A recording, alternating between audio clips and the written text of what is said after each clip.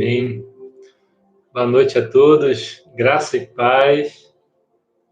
Enquanto alguns irmãos vão se conectando, vendo alguns irmãos entrando pela nossa live pelo Instagram, muita alegria poder usar essa ferramenta que é a internet para estarmos juntos. Muito obrigado a você que tem estado conosco em todos esses cultos, orando, participando da nossa igreja de maneira virtual.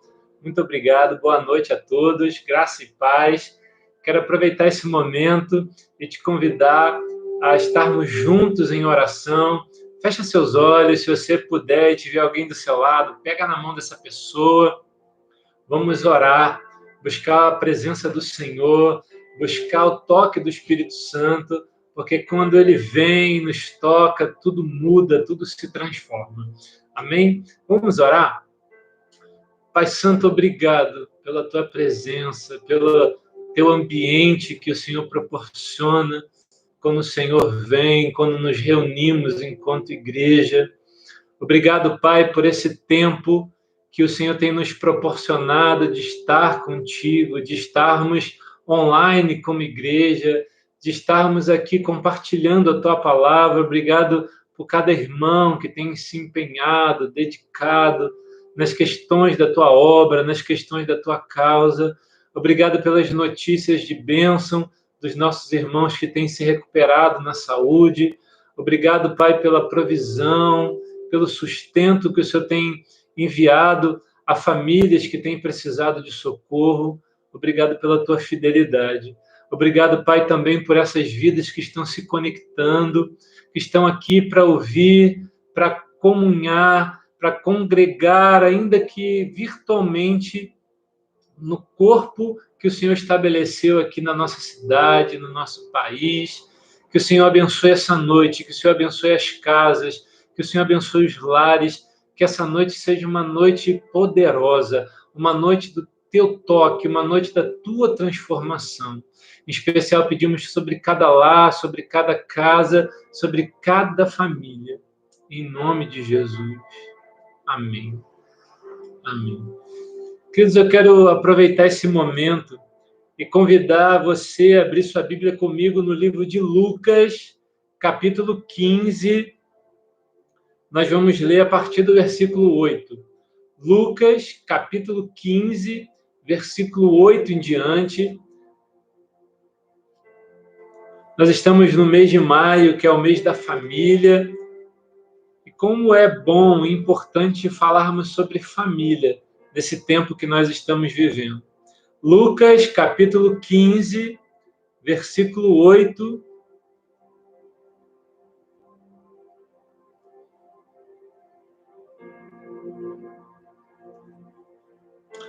Lucas, capítulo 15, versículo 8, diz assim o texto.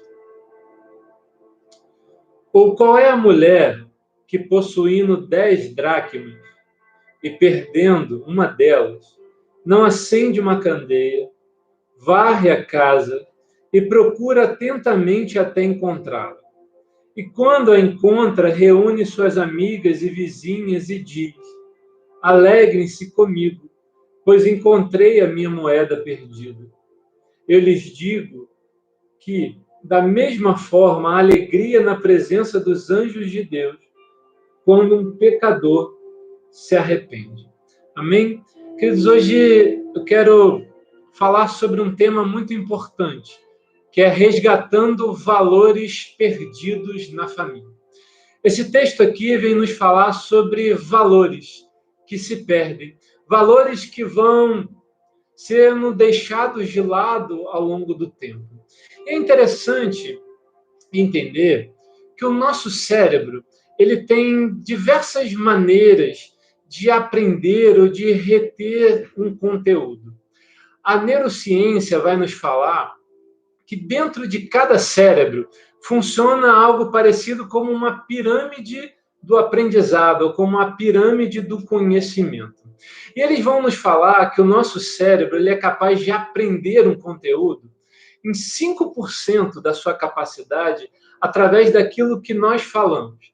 Aquilo que você fala para você mesmo ou fala para os outros você consegue absorver 5% desse conteúdo. Mas eles vão falar também que o nosso cérebro tem a capacidade de aprender um conteúdo em 10% através da leitura. Quando nós lemos algo, nós vamos reter 10% daquilo que nós estudamos.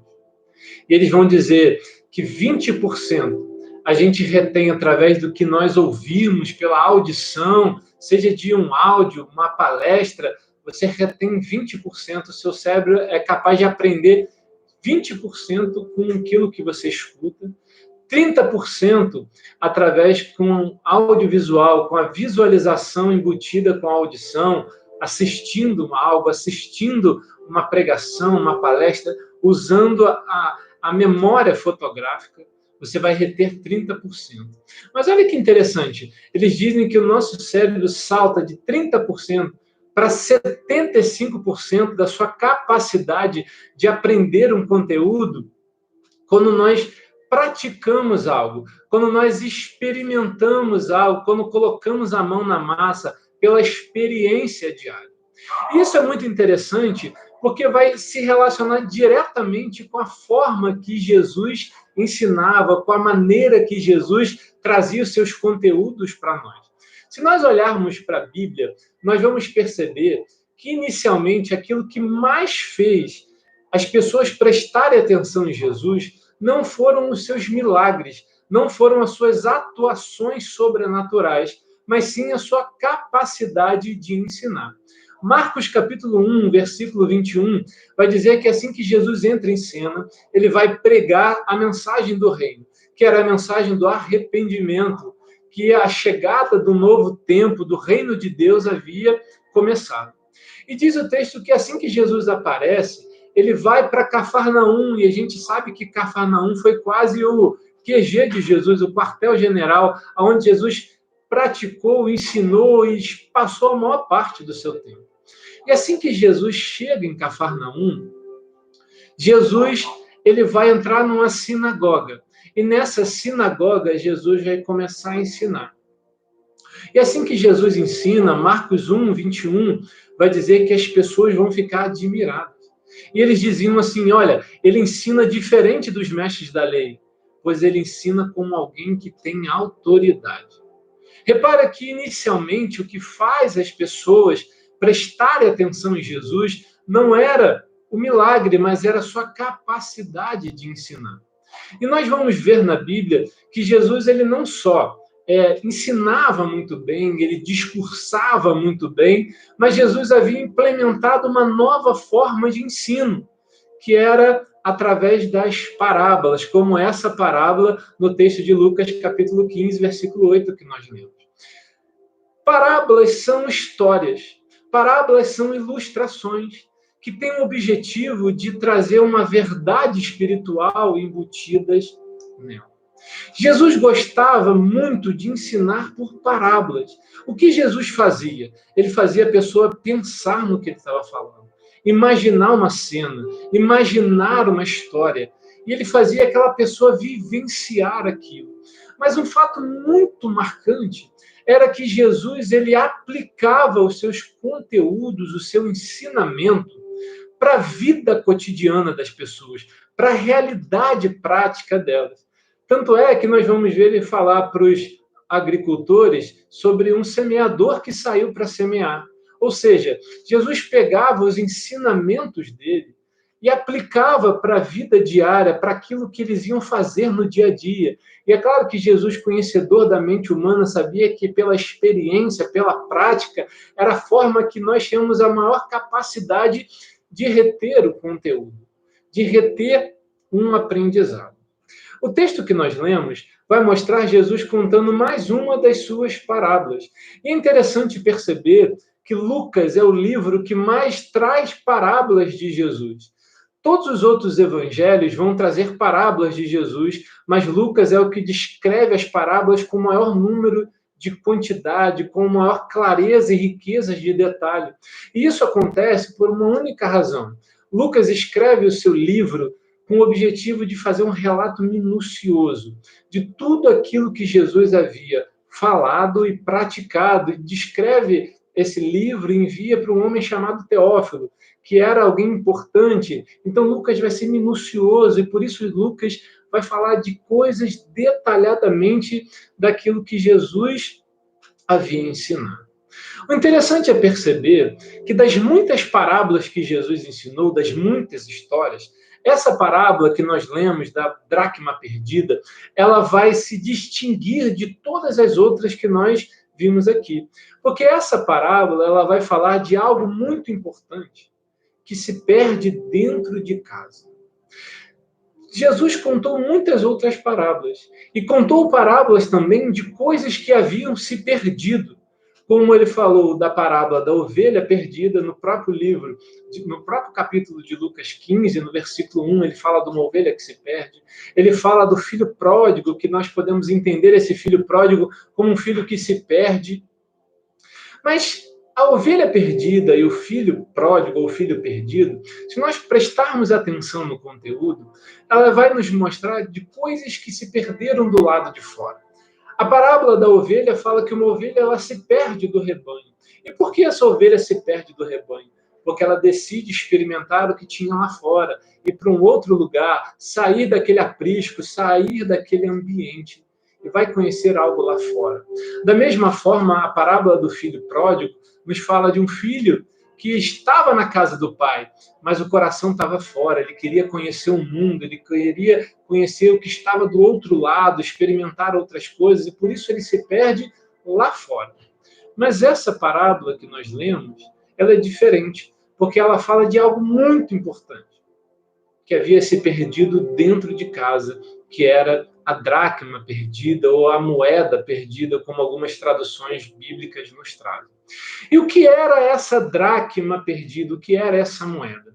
A dracma era uma moeda usada para o comércio nos tempos bíblicos e no tempo do Novo Testamento. Era uma pequena moeda de prata e era muito usada nos negócios. A palavra dracma vem do grego dratos, que significa segurar. Por que segurar? Porque era através dessa moeda que você segurava um empregado, segurava um negócio, segurava um terreno, era a maneira de segurar algo que você queria.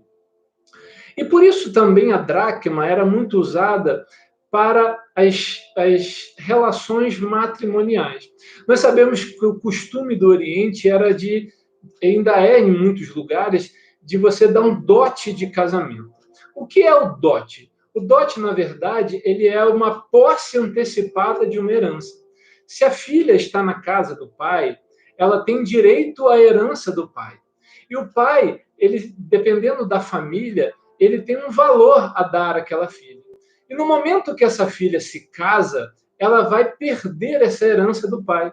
Então, o dote servia de uma herança antecipada que se dava para a noiva, para que ela pudesse ter algum lucro, algum recurso, algum bem, alguma posse valiosa, já que ela estava deixando a casa do seu pai para viver com seu marido. E os dotes de casamento funcionavam da seguinte forma: o noivo que gostasse de uma mulher, ele ia à casa do pai, conversava com ele e ele ia dizer o valor do dote, que variava de acordo com as famílias. E esse dote, então, esse noivo ia juntar as suas dracmas e pagar o dote à família da noiva, para que ela pudesse ter uma herança. Era costume, na época, segundo alguns historiadores e pesquisadores, de o noivo, ao invés de dar um bolo de moedas, confeccionar joias com aquelas dracmas, já que era uma joia de prata, já que a dracma era um peso de prata. Eles faziam colares, coisas para colocar na cabeça, e era tipo um adorno para aquela noiva, era um presente de noivado para ela. E essa noiva sabia que ela tinha obrigação de cuidar da dracma. O noivo, ele fazia um acordo com o pai, dava aquela dracma, a responsabilidade desse noivo agora era preparar as coisas para o casamento, e a noiva tinha que guardar esse bem, essa dracma, esse colar, seja o que ele tivesse dado para ela. O noivo e a noiva sabiam exatamente quantas dracmas tinha e qual era o valor daquilo. E a noiva tinha o compromisso de zelar por essas dracmas. Porque o acordo do noivado era que se ela perdesse essas dracmas, ou uma delas, ela estaria sendo sob um julgamento cultural da época, que ela não saberia ser uma boa esposa. Porque a dracma valia um dia inteiro de trabalho, e se nós entrarmos no contexto da época, vamos lembrar que não havia salário, você trabalhava para comer, trabalhava para sobreviver. Então, para se juntar dracmas era algo extremamente raro, porque você tinha que abrir mão de comer, de descansar, de pagar o aluguel, tudo para poder juntar, e era algo muito difícil. Então, a concepção cultural da época dizia que se essa noiva perdesse uma dracma, o noivo tinha por direito romper com o casamento, porque ele podia entender que se ela não soube cuidar de algo tão caro, tão precioso, algo tão sacrificante para ele, ela certamente não saberia cuidar de uma família, ela certamente não daria valor para uma casa. Então ele tinha direitos de romper com o contrato de noivado. Por isso o texto vai mostrar que a mulher fica desesperada, ela acende a luz, ela varre a casa, porque a dracma era algo muito precioso, que, se perdido, podia comprometer toda a família. A exemplo dessa parábola e desse contexto histórico da época, nós também, na nossa relação familiar, ao longo do tempo, ao longo da jornada, ao longo dos anos de casado, de convivência, podemos perder coisas importantes da nossa vida, que podem comprometer todo o futuro, toda a estabilidade da nossa família. Da mesma forma que, se ela perdesse essa dracma, o casamento não seguia adiante, existem coisas na nossa vida familiar que, se nós deixarmos perdidos, vão comprometer o progresso da nossa família, vão impedir que a nossa família seja abençoada. E esse texto vem nos falar de coisas importantes que precisam ser resgatadas na nossa vida familiar para que eu e você vivamos uma família abençoada. E a primeira lição que nós aprendemos aqui, primeiro valor que nós precisamos nos lembrar de resgatar enquanto família, é o valor do tempo. Se você gosta de anotar, anota isso, o valor do tempo. Efésios capítulo 5, versículo 15 e 16, diz assim: tenham cuidado com a maneira com que vocês vivem, que vocês não vivam como insensatos, mas como sábios, remindo o tempo, pois os dias são maus. Um autor, certa vez, disse que o tempo é a moeda mais preciosa que existe, a moeda mais cara que se existe. E a prova disso está na sua escassez. Algo só se torna caro, raro, porque tem muito pouco. E nós, se olharmos para a nossa vida, nós vamos perceber que nós podemos vender o nosso tempo. E a gente vende o nosso tempo como? No trabalho, você vende suas horas diárias, você vende sua semana, você pode vender o seu tempo numa consultoria, numa palestra. Nós podemos desperdiçar o nosso tempo, ou até mesmo negligenciá-lo. Mas nós nunca seremos capazes de comprar o nosso tempo de volta, porque o preço dele é caro demais. Você pode fazer muitas coisas com o seu tempo, mas nunca reavê-lo, nunca comprá-lo de volta, porque o preço é caro demais. A Bíblia nos fala de dois tipos de tempo.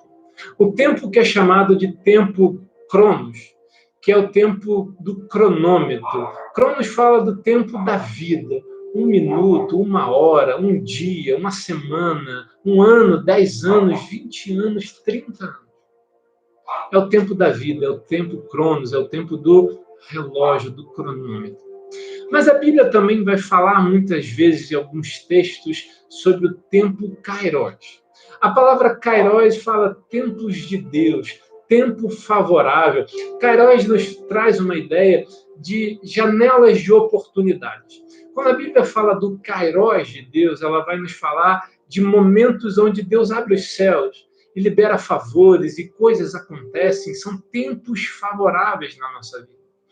Esse texto de Efésios capítulo 5, versículo 15, que eu falei para vocês, vai usar a palavra como tempo aqui, a palavra kairos. Tenham cuidado com a maneira como vocês vivem, que vocês não vivam como insensatos, mas como sábios, remindo o tempo. A palavra tempo aqui é kairos, e o autor vai nos chamar a atenção e nos fazer lembrar que todos os dias Deus abre janelas de oportunidades para nós, janelas favoráveis, tempos oportunos para que milagres aconteçam, para que coisas verdadeiramente aconteçam na nossa vida. E é por isso que ele vai nos dizer que nós precisamos ter cuidado com a maneira com que nós vivemos, que nós não podemos ser insensatos, mas precisamos ser sábios com o uso desse tempo, com o uso dessa janela, com o uso desse momento de milagre que Deus proporciona para nós. E ele vai dizer como nós podemos ser sábios com o uso desse tempo. Ele vai dizer remindo o tempo, no versículo 16 de Efésios, capítulo 5. O que a palavra remir nos fala? Remir nos fala de aproveitar. Remir nos fala de desfrutar desse tempo, dessa janela, desse kairos de Deus para nós. Todos os dias Deus vai te dar um tempo, um kairos, algo para você desfrutar. Se nós olharmos para a nossa vida, nós vamos ver que tudo hoje conspira para a nossa falta de tempo. A correria, as responsabilidades com o trabalho, as preocupações da vida. E é por isso que é muito comum a gente ouvir frases do tipo assim: olha, como o tempo passou rápido demais. Olha, nós estamos quase na metade do ano. Olha como essas crianças cresceram, eu nem vi. Ah, se eu pudesse voltar atrás. Ah, se eu tivesse mais tempo na minha vida. É muito comum nós ouvirmos essa palavra. Mas a Bíblia nos fala que nós temos apenas um tempo. Tiago, capítulo 4, versículo 14, ele diz assim: vocês são como a neblina, que hoje aparece e logo desaparece. Tiago vai nos lembrar da brevidade da vida. A vida é breve, muito curta, os tempos passam depressa. E no contexto deles, a neblina era algo extremamente raro, porque eles viviam em planícies, em lugares baixos, e neblinas estão em lugares altos, em serras. E Tiago vai lembrar para eles que da mesma forma que era raro eles enxergarem uma neblina, e da mesma forma que era raro ver, e logo desaparecia, e no final do dia ninguém lembrava mais, assim a vida passa depressa, é num estalar de dedos, é num momento e logo acaba.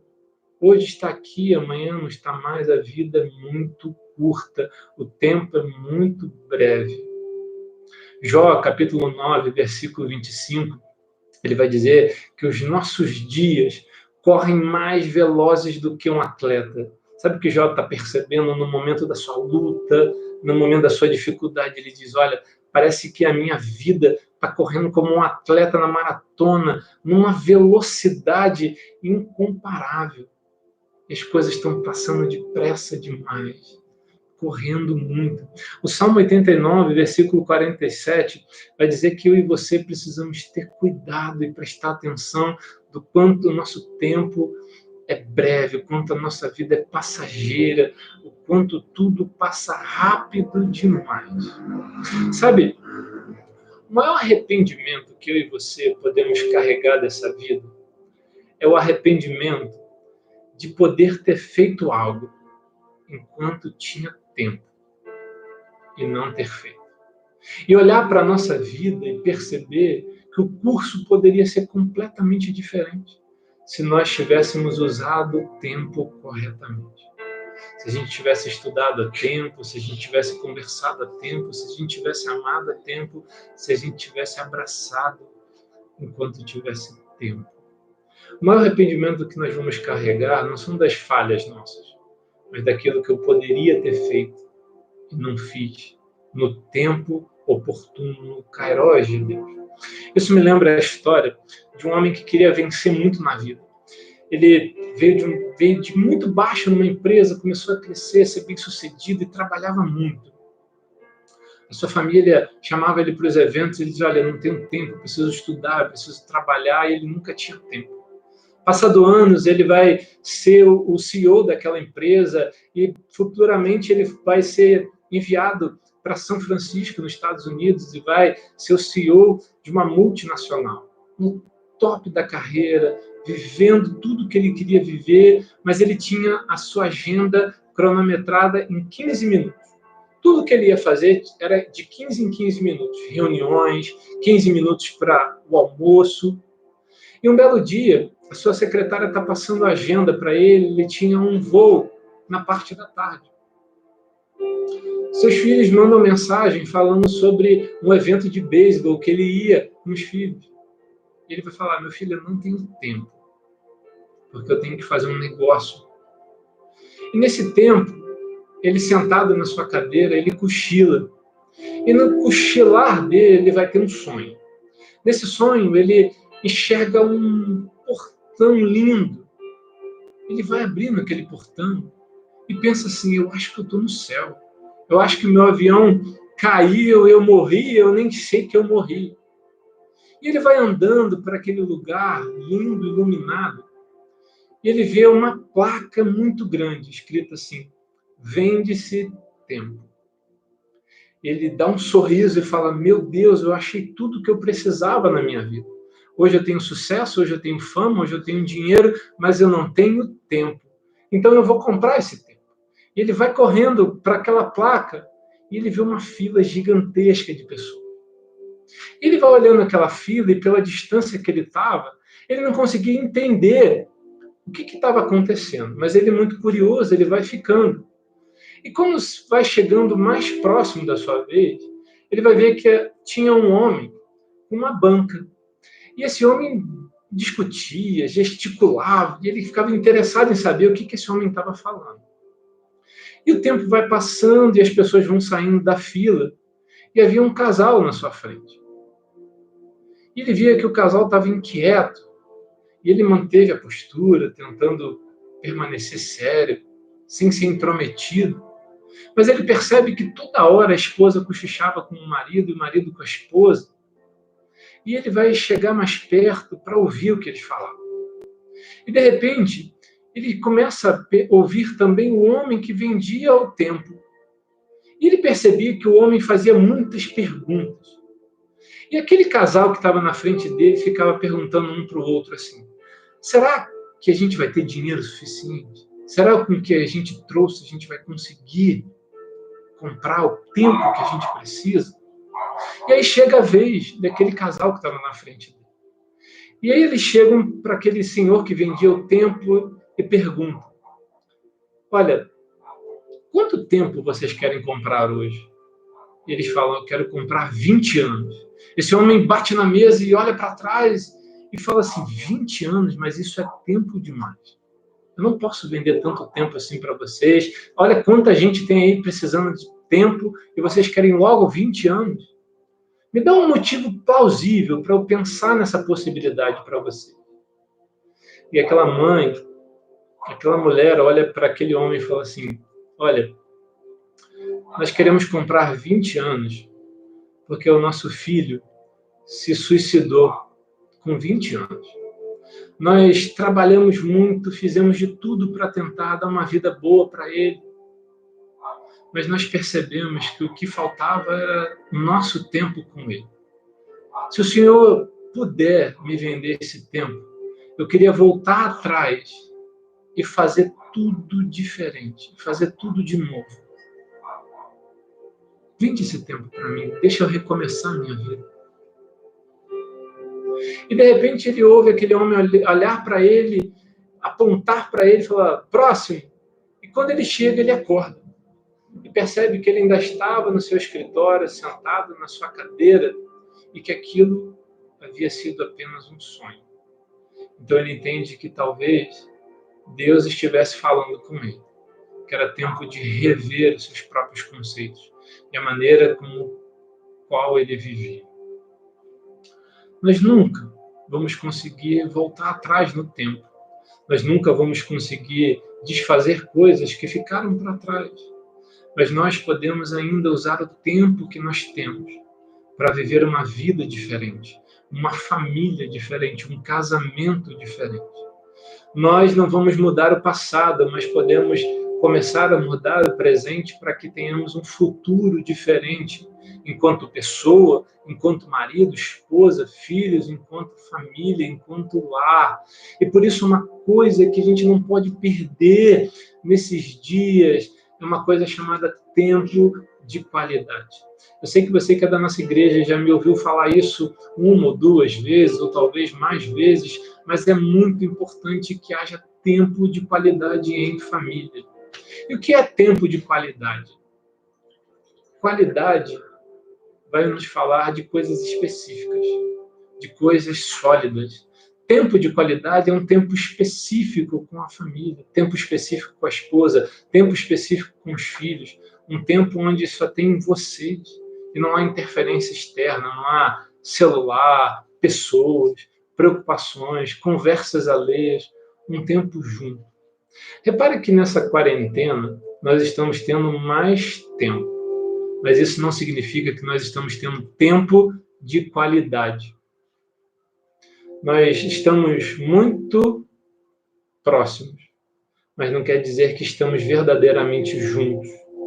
Falta para nós o tempo da qualidade, o tempo de olhar no olho, o tempo de perceber o coração, aquele momento onde você consegue ler a outra pessoa, aquele momento onde você descobre quem seu filho é, o que seu filho pensa, a maneira que está falando, os aprendizados da vida, coisas que a gente só aprende com o tempo.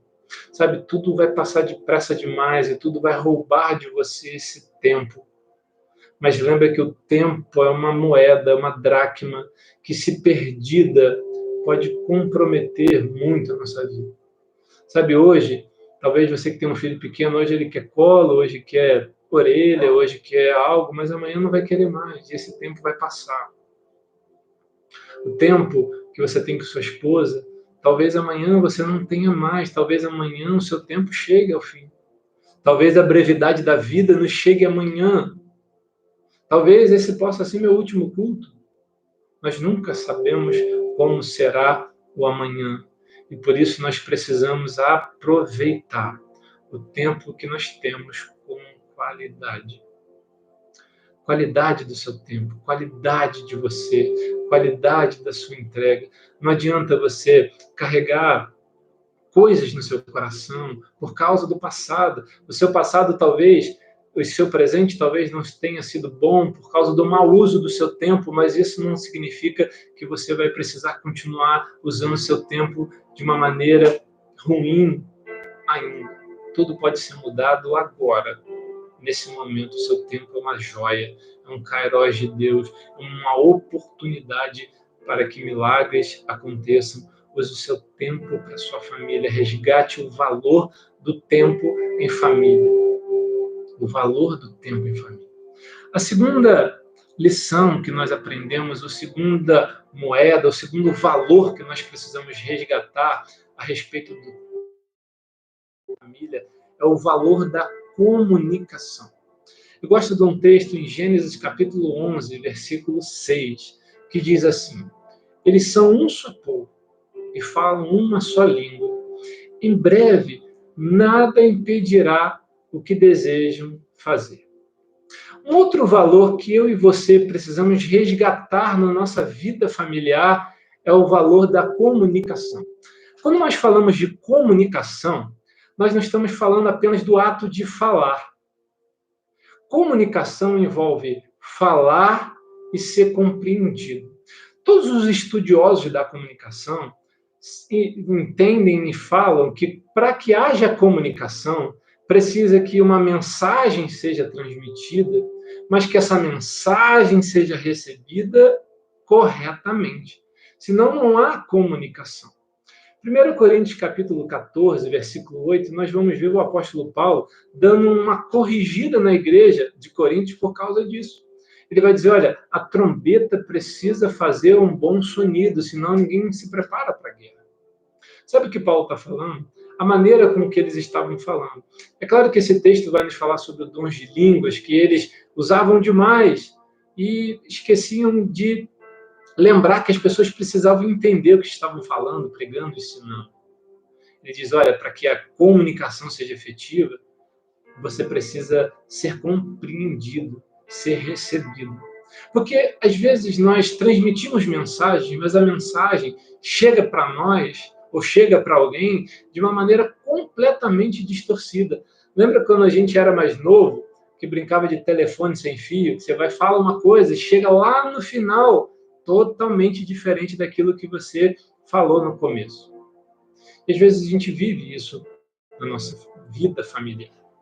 No geral, a maioria das famílias, tirando algumas exceções, não tem problema de fala, de falar um com o outro. É claro que vai ter uma casa ou outra que pessoas estão de mal, estão temporariamente brigados ou não se falam, mas no geral a gente não tem problema de fala, porque falar, a gente fala até demais, né? A gente briga, reclama, às vezes salta até faísca, né? De tanto que a gente está falando, brigando, remoendo o assunto.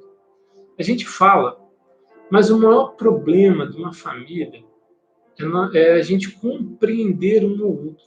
É conseguir entender o que o outro está querendo me dizer, a mensagem que está no coração do outro. É compreender uns aos outros enquanto família, enquanto lar.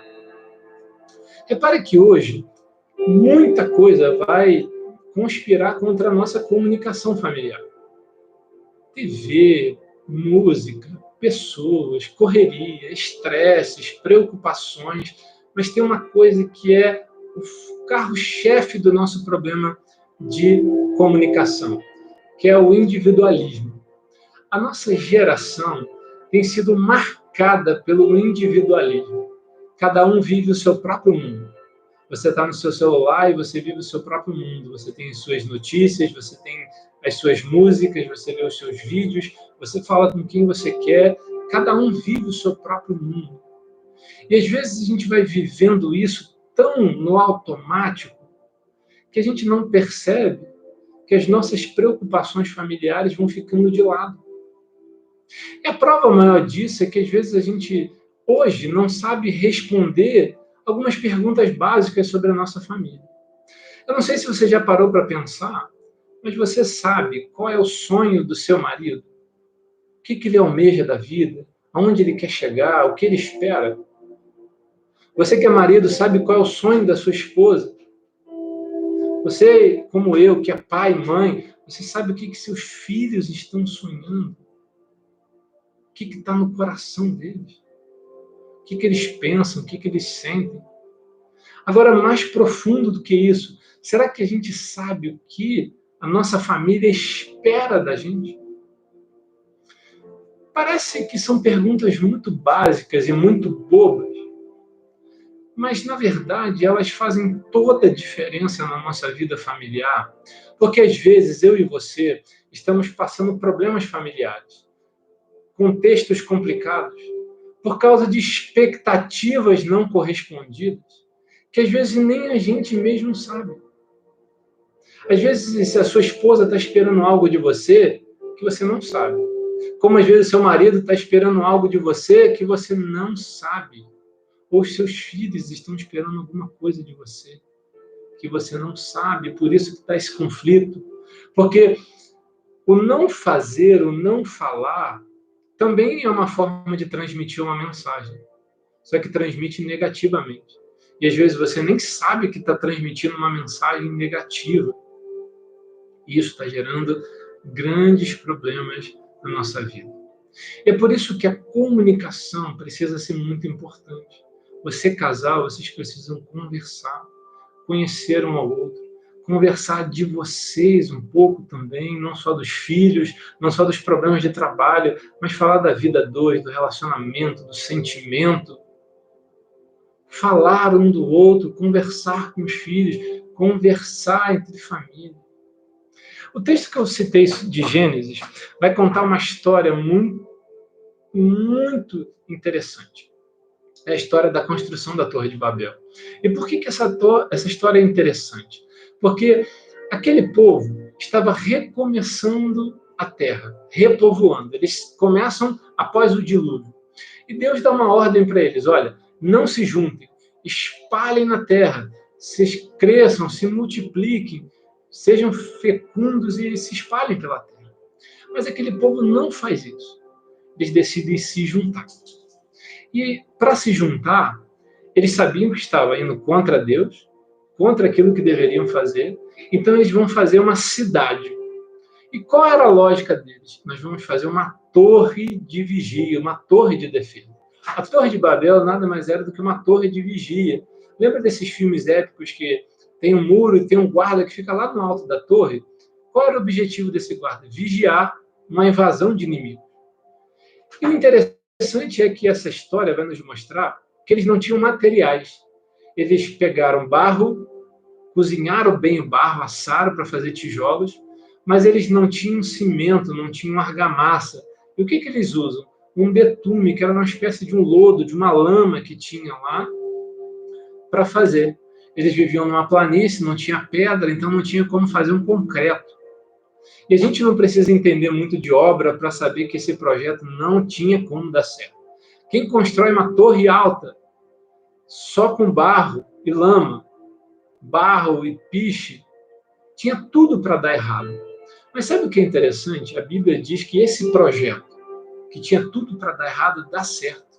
E olha, eles estavam contra Deus, fazendo o que Deus não queria, não tendo materiais suficientes para dar certo no seu projeto, mas eles fizeram aquilo que era impossível se tornar possível por uma única razão. E qual era essa única razão? Era o entendimento que eles tinham um com o outro. O que Deus fala no capítulo 11 de Gênesis, versículo 6? Eles são um só povo, falam uma só língua, ou seja, eles se entendem bem. E Deus falou, em breve nada impedirá o que planejam fazer. Então vamos descer e confundir as línguas. E no momento que eles deixam de se entender, que eles se espalham e vão mundo afora. Olha que interessante. Um povo pega um projeto que era impossível de dar certo e faz dar certo só por causa da boa comunicação. Tinha tudo para dar errado, mas tudo deu certo porque eles se entendiam, conversavam bem, tinha um bom entrosamento entre eles. Agora eu pergunto para você, o que será impossível para sua família se vocês começarem a se comunicar melhor? O que é impossível para vocês se vocês começarem a se entender melhor, entrar numa coesão, num alinhamento de propósito? Andar, como diz Filipenses, na mesma forma de pensar, um alinhamento de ideias, de propósitos, um alinhamento de coração, de sentimentos, de buscar os mesmos ideais. Sabe, às vezes vocês ainda não venceram, eu não venci, porque a gente não está coeso, se entendendo, se comunicando bem, está cada um lutando por si, cada um buscando seus próprios interesses, e a gente está dividido, porque não se entende, não conversa, não tem diálogo. Eclesiastes 4, versículo 9 diz assim, é melhor ser 2 do que 1, porque a recompensa do trabalho será melhor. Porque se um cair, o outro levanta. E se um tiver frio, o outro aquece, mas ai do que estiver só. Repara que a unidade, a coesão, ela é sempre trazida à Bíblia como algo que vai nos abençoar. E talvez o que está faltando para a família ficar melhor nesse momento é a comunicação, a conversa, o diálogo. E às vezes a gente acha que é impossível, mas não é só sentar e falar, conversar. Sabe, lembra o ditado dos antigos, quando um não quer, dois não brigam? A gente pode conversar sem briga, nós somos adultos, nós somos maduros, vocês são casados. Quanto tempo junto, quanta estrada junto. Será que a gente não sabe falar com o outro sem ofender, sem acusar? Claro que sabe. Muitos anos atrás a gente brincava numa célula e a gente falava assim, olha, bebe água, enche o copo d'água e conversa, porque se tiver com a boca cheia de água, você não vai falar besteira, você não vai brigar. Mas a gente é maduro o suficiente para conseguir conversar sadiamente, para se entender, para se entrosar. E talvez seja esse pequeno passo que vai desatar sua vida, desatar sua família, um bom diálogo, uma boa conversa, um bom tempo de qualidade, uma boa conversa, para vocês darem risadas, refazendo seus propósitos, planejar coisas juntos, idealizar coisas juntos. E talvez a vida caminhe diferente. Lembra que Deus disse, eles são um só povo e falam uma só língua, em breve nada impedirá o que planejam fazer. E essa segunda dracma, o segundo valor que nós precisamos resgatar na nossa vida, que é o valor da comunicação no lar. Por fim, a última lição que esse texto nos fala, e um último valor que nós precisamos resgatar enquanto família, é o valor do amor. E esse é muito importante nós prestarmos atenção, porque se nós olharmos para a Bíblia, nós vamos ver em Mateus 24, versículo 12, Jesus nos falando assim: no final dos tempos, o amor de muitos se esfriaria. Há uma outra versão que diz assim: se por se multiplicar a iniquidade ou a maldade, o amor de muitos se esfriará. É bem verdade que nós estamos vivendo esse tempo. A gente não precisa ser muito estudioso ou muito teólogo para perceber que esse tempo chegou. Nós estamos vivendo esse tempo do esfriamento do amor, o tempo de incertezas sociais, o tempo, às vezes, de não saber como será o amanhã. Mas sabe o que é importante? Tempos de incerteza demandam de nós respostas. As coisas não mudam automaticamente. Tudo demanda respostas, atitudes, passos diferentes, decisões diferentes. E por isso, para viver um tempo novo, para mudar o ambiente, para mudar realidades, nós vamos precisar de atitudes diferentes. E uma atitude diferente dessa se chama viver a plenitude do amor. 1 Pedro, capítulo 4, versículo 8, diz assim: amem-se mutuamente uns aos outros, porque o amor cobre uma multidão de pecados. Olha que interessante, Pedro vai falar assim, olha, para uma igreja, isso era uma palavra para uma igreja, se ame.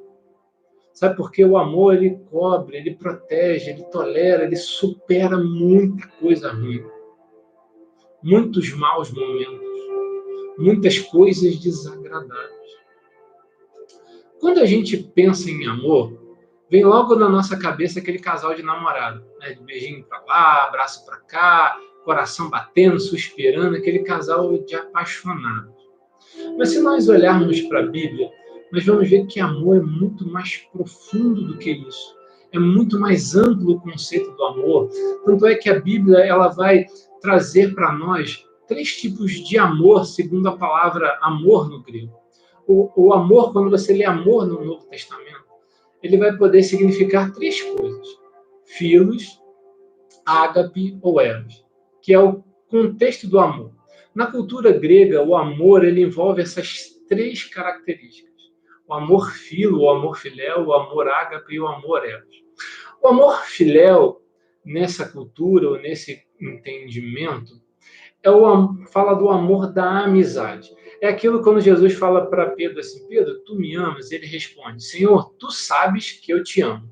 Qual é a palavra amor que Pedro usa aqui? É a palavra filéu. Ele está falando para Jesus assim: o Senhor sabe que eu te amo como um amigo. O amor filéu vai lembrar para nós que antes de qualquer coisa, amor é amizade. Ninguém consegue amar o outro sem ser amigo. Da mesma forma, ninguém consegue ser amigo de alguém sem amar essa pessoa. O amor e a amizade andam juntos. E sempre de uma boa amizade nasce um amor, seja de amigo, seja de um casal, seja de um namoro ou de um relacionamento. Muito provavelmente o seu casamento surgiu de uma boa amizade, de uma boa pessoa que decidiu ser seu amigo no momento. E o amor filéu vai lembrar para nós que nós precisamos, na nossa vida familiar, lembrar da amizade, da parceria, da unidade, do estar juntos, do companheirismo.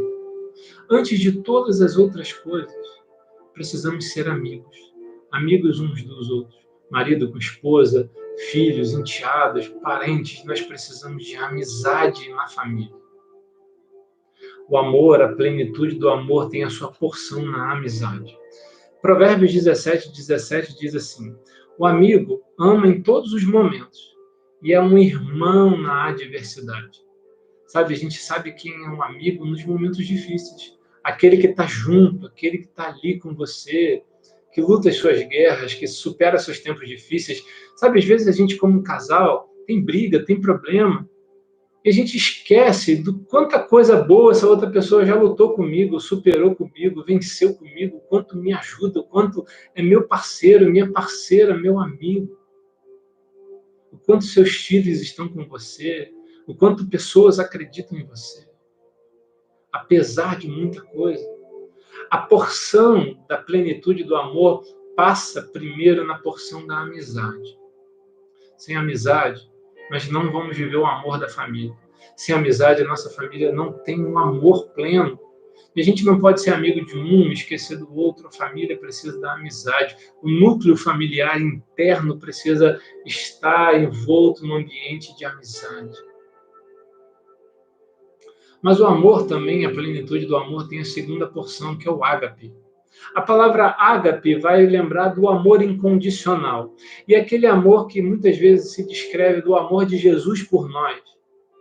É o ágape, vai falar daquele amor que se entrega, que se sacrifica, que se doa. Por isso que é o amor de Jesus, que se entregou por nós, que nos amou até o fim, que não mediu consequências para nós.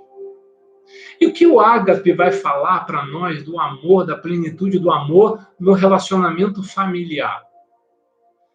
Da importância de termos o amor que tolera os defeitos, que supera as dificuldades, o amor que respeita as diferenças. Esse é o ágape. O amor descrito em 1 Coríntios 13, versículo 8, que tudo sofre, tudo espera, tudo crê e tudo suporta. Esse é o ágape. O amor que tolera. Mas mais do que tudo, o ágape vai lembrar para nós de um pequeno detalhe que às vezes a gente esquece, que é o amor que nega a si mesmo em prol do outro. Jesus negou a si mesmo em prol de nós. E às vezes na nossa família a gente vai precisar negar a nós mesmos, ou dizer não para nós mesmos, em prol do outro, em prol de beneficiar o outro. Às vezes eu vou dizer não para a minha vontade de brigar, não para a minha vontade de ficar bicudo, não para o meu momento de estresse, ou não para aquilo que eu quero fazer agora, para que o outro possa fazer. É muito fácil a gente ver isso assim de um pai para o filho, da mãe para o filho, né? Que para nós isso está automático no coração. Mas isso também precisa ser do casal. Às vezes o momento é de um negar para o outro ir, de um deixar para o outro poder fazer. É o ágape. É um amor que suporta, tolera, mas que às vezes também deixa o seu de lado em prol de algo maior. Foi isso que Jesus fez por nós. Ele deixou o seu eu de lado em prol de algo maior. E a plenitude do amor precisa também da porção do ágape, da capacidade de tolerar, de respeitar, de superar diferenças, mas também de dizer não para nós. Às vezes não custa para mim dizer não para algo que eu quero fazer, mas que a esposa não gosta que eu faça, ou que os meus filhos me pedem, ou que a sua família te pede. Talvez é importante a gente aprender a dizer não para nós em prol do bem-estar da família. Porque nem sempre o que é bom para mim é bom para todo mundo e a gente precisa aprender a dizer não para nós mesmos, em prol da família, em prol do bem-estar da família. E por isso a gente precisa escutar mais o outro, escutar o que o outro está pedindo e lembrar que isso é a porção do ágape que eu vou dar para o meu casamento. E a última porção dessa plenitude do amor que nos fala é do amor eros. E eros vai falar da intensidade, do calor, e vai falar do amor do casal. Ali o eros vai ter essa conotação mais de intimidade, de proximidade, de corpo, de carne, de algo do casal. E uma coisa importante que nós, como casais, como família, não podemos nos esquecer que você não é só pai e mãe. Você é um casal, você é marido e esposa. E essa parte do amor, da unidade, da intimidade, do tempo a sós, precisa estar presente. Vocês não são só pais, vocês não são só funcionários, trabalhadores, vocês são um casamento. E por isso vocês precisam lembrar daquele tempo junto, de sentir o calor do outro, de sentir a presença do outro, de ter tempo sozinho, um com o outro. É o que diz o texto aqui, o Eros. Eclesiastes 9:9 vai dizer assim, olha, desfruta a tua vida com a mulher que você ama todos os dias da sua vida, pois essa é a sua recompensa por todo o trabalho duro debaixo do sol.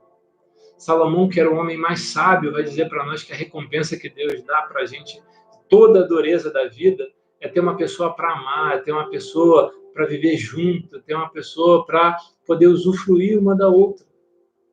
E a gente precisa lembrar que isso faz parte da vida, faz parte da sua intimidade, não pode perder. Casais, em nome de Jesus, vocês não podem perder intimidade. Intimidade, estar junto, tempo a sós, vida a dois, e outras coisas que eu não posso falar aqui. Amém?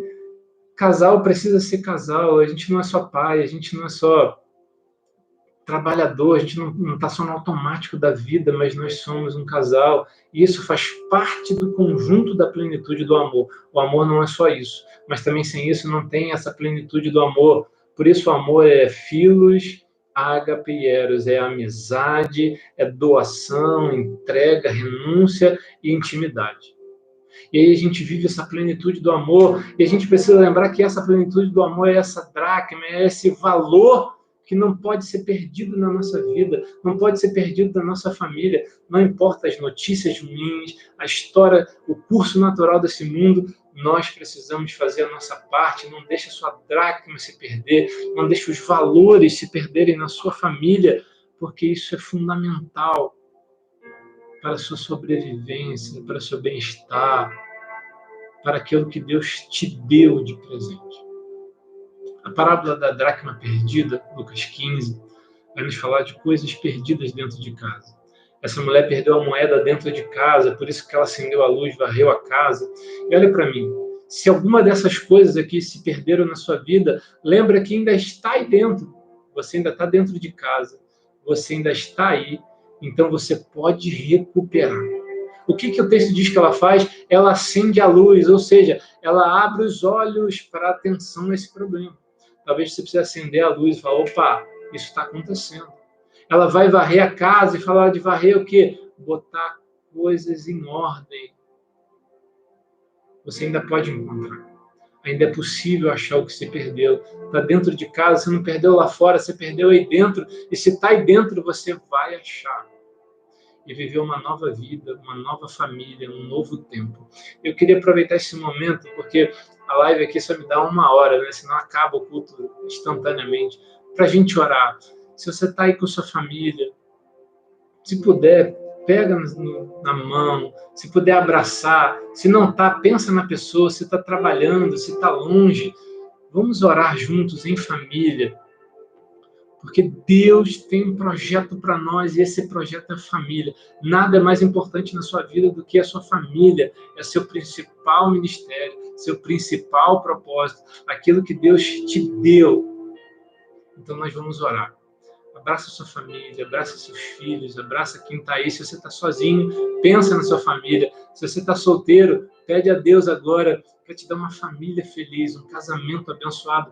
Deus é fiel para cuidar dos nossos sonhos, dos nossos anseios e aquilo que é projeto dele para a nossa vida. Vamos orar?